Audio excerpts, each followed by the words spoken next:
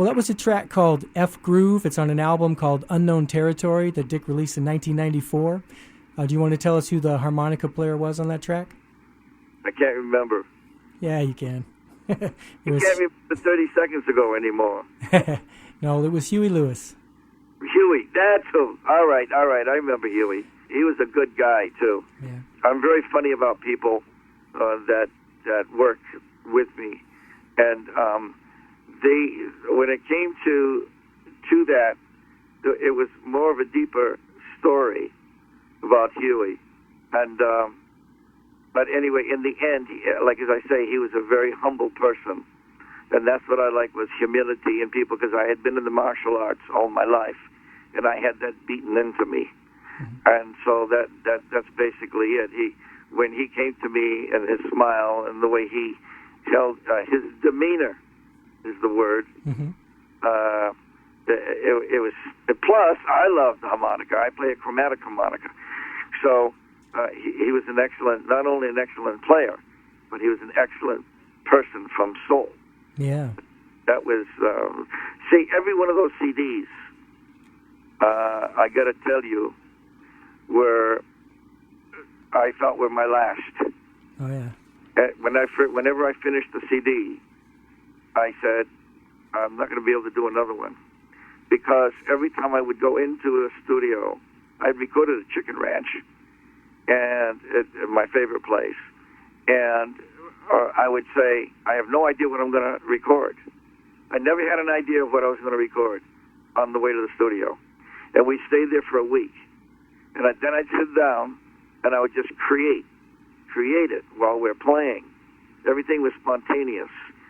And that's how every one of my CDs were. Now, most groups, when they sign with a company for 5 years, they want so many albums. Well, they're not going to put all their best songs on one album. So they put their hit songs that they're going to do on the album and use it with what we call fillers. Yeah. On a scale of 1 to 10, they're not a 10. They're usually a 5 or a 7. Yeah.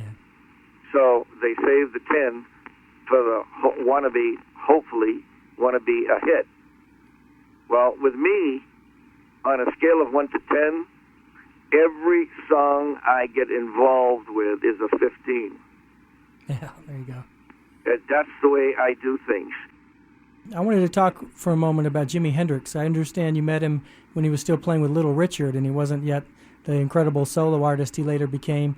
At the start of the show, I played, his infamous comment about never hearing surf music again, which was aimed specifically at you, and unfortunately has been misunderstood by just about everyone who has ever heard it. So, do you want to clarify what Jimmy meant? When I met Jimmy, I was going to see Little Richard in a little bar in Pasadena to about 20 people, and on my night off of my performance. And he introduced him. In fact, Little Richard would look at me and say, "Dick Dale, you got luscious lips." He was so funny. Yeah. And we used to, it was just that. And he introduced, everybody in his band, and Jimmy was playing bass for him. Well, anyway, he would come to me, and he was a very quiet, a very humble person. I was showing him all the slides the way I do. I was showing him the way I make my chord structures. And he couldn't do that because he was left-handed like I'm left-handed, but the difference was I hold my guitar upside down backwards. Yeah. So we made him a left-handed neck, so it's strung as a left-handed player, the way a left-handed player would be playing it. I play a right-handed neck. I just reverse and play upside down with my fingers because the book never said, turn it the other way, stupid, you're left-handed. Yeah. So the point is, so I would show him all the slides. And in fact, the funny part about it was Buddy Miles would open for me at many of my concerts when I was on the West Coast. And, in fact, I used to even hire him to play at my nightclubs that I had created in Southern California. He used to get up on stage and perform. And then when he would bring me on stage, he used to say, "I got to tell you people, there wasn't a day that didn't go by that Jimmy didn't say I got my best shit from Dick Dale." Yeah, nice. Now, the story on You'll Never Hear Surf Music Again, I have the recording somewhere in here, but it was given to me.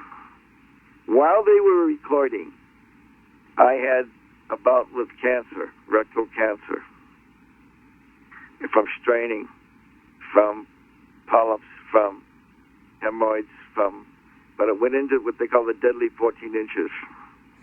They had given me 3 months to live. What happened was I had collapsed. I had never missed a concert, no matter how sick I was. I've had kidney stones being passed. I did the concerts. I never took a drug or a pain pill in my life for that. I had temperatures of 104, and I was performing. In fact, when I did the album live at Ciro's, and they brought the trucks in from Capitol, I couldn't even speak. I had a temperature of 104. They wouldn't cancel it because they went to the expense of bringing the trucks.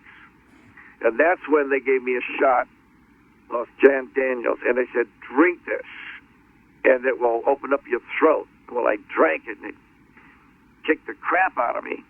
But it's still, I could barely talk. And I had to do that album live. Yeah.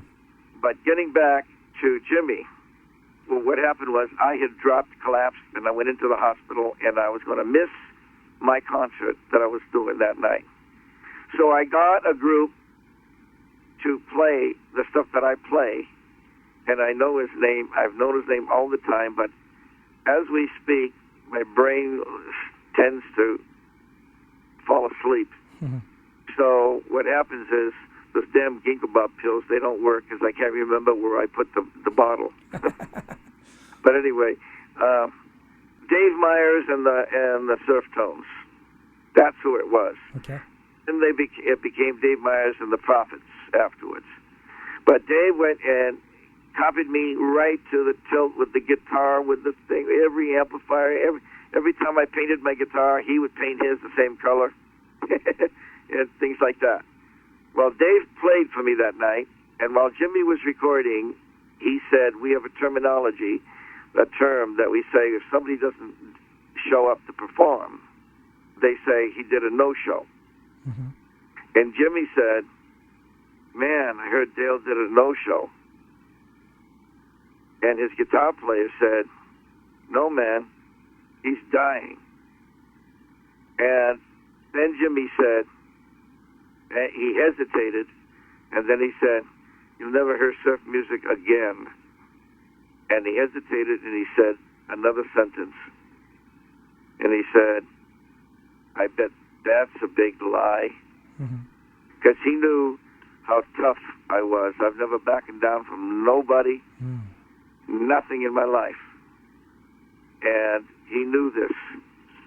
And because when he came to me, I have something about me, I guess, I don't know.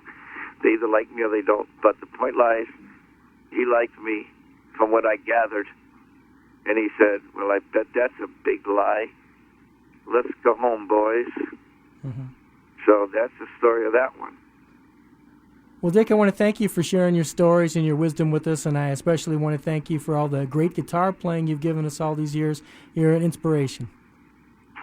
Well, I thank you very much, and what I want to thank you about is being a special person, one that reaches out and looks out. You're not one of these people who are the so-called media-type people that say everything that's not right. You go out and you research, and when you started asking me questions, I was blown away about what you have researched to find out about. So that made me have tremendous respect for you. So thank you for your support and anything that I could do. And all your listeners out there, keep smiling and listen to the thunder. Jimmy, I'm still here. Wish you were.